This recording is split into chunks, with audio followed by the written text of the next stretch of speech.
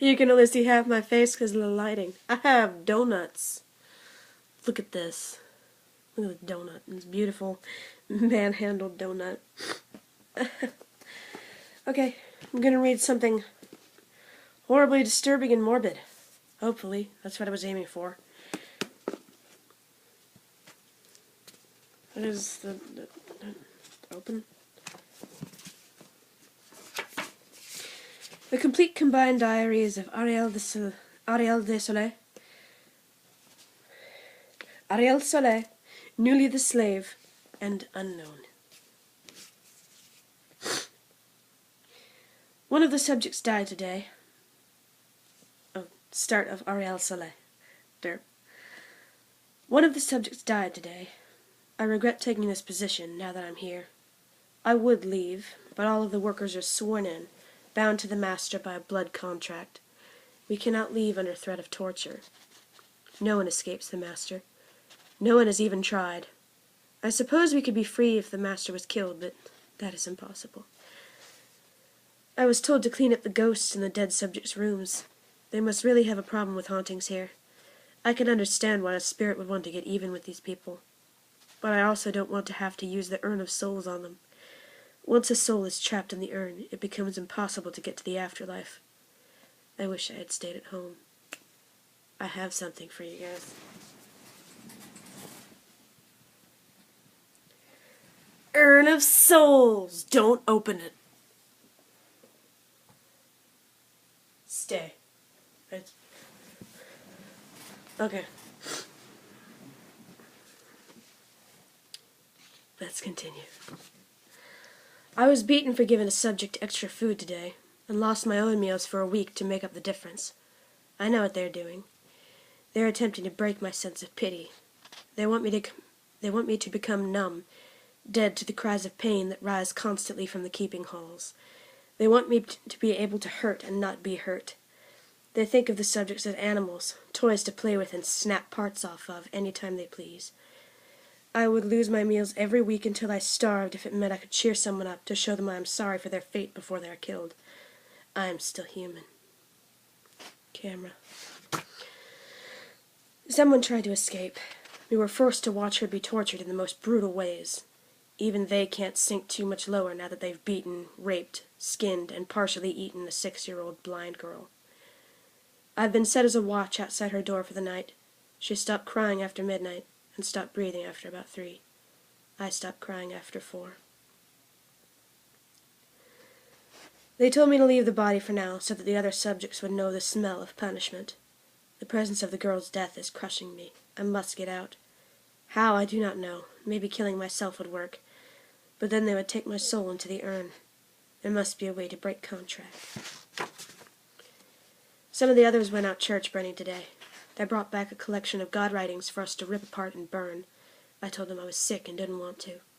They handed me a book and threatened to hurt me in ways I've never been hurt. The author of the book was from my hometown.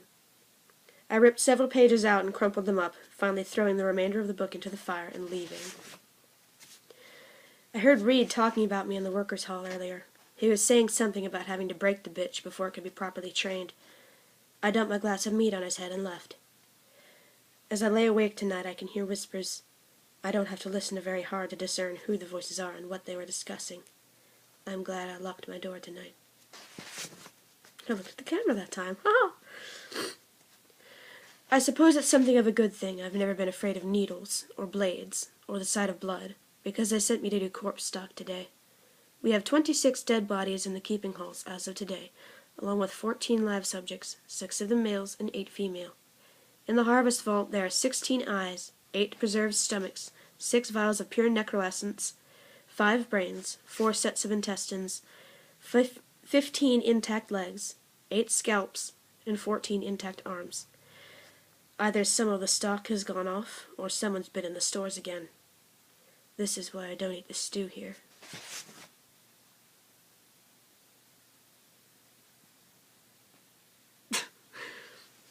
Believe me when I say I did not know the true extent of the... Let's start again. Believe me when I say I did not know the true extent of the atrocities of the Master's activities until I was sent here. Otherwise I would never have gone. That's me, I guess. Arielle Soleil, unwitting and unwilling necromancer. Though I had wondered why the robes had little bones around the collar. Reed made another pass at me today, sneaking up behind me and smelling my hair. I'm proud to say that those 4 cuts on his cheek are from me.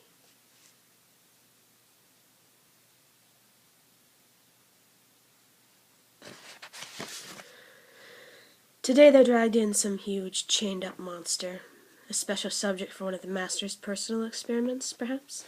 It was a terrifying beast, to be sure, but I felt sorry for it. One of the newer workers was called into the Master's chamber for discipline earlier. He hasn't moved from his room or said a single word to anyone since. So I did his chores for him and left him a tray of food at his door in case he felt like eating later. More of the corpse stock went bad, and they told me to take the rot to the monster to feed it. As I entered the chamber where the thing was kept, I heard a low, whining hum that paralyzed me with fear. And pure white, dead-looking eyes glinted at me from a corner. I dropped the rotten meat and backed away immediately. I was instantly thrown against the wall as the beast went for the entrails.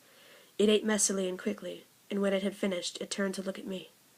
It used its massive claws to point at me, then at the door. I did what it asked and left. Reed cornered me while he was drunk last night. He grabbed my wrist and tried to kiss me, so I kicked him where it counts. He yelled out and shoved me against the door to the monster's cell, waking the creature. It went insane, trying to fit its claws through the barred slot in the door to get us. It wasn't making the hum noise anymore, but a truly terrifying shrieking, throwing itself at the door through its chains. Then a lantern's light rounded the corner, and Reed ran down the hall to go and sulk. The newcomer is one of the recent recruits, here to feed the beast.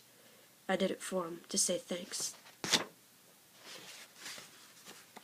Still they try to break me, and still I resist, though I only hold on by the skin of my teeth. They are close, and they know it. It seems the monster is my only friend here. I've nothing else to write, so I'll stop here. It saddens me to say that 2 new workers have arrived.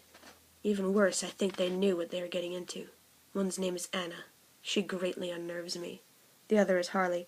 She's downright psychotic. They were both permanently assigned to corpse stock. Again, I must mention I am a happy vegetarian. With the diet here, that means bread and cabbage. I continue to routinely feed the monster the meat from my meals. I've been seeing Anna and Reed together lately. Maybe with her he'll forget about me. Harley loves her job so far. Makes me sick. I've been called into the Master's office. Wish me luck, for this may well be the last time I write. I'm alive, but I've been told I can't feed the beast anymore. The job was given to an unwilling new worker. Oh, darn, 8 minutes. I need to stop, you guys. Bye, guys.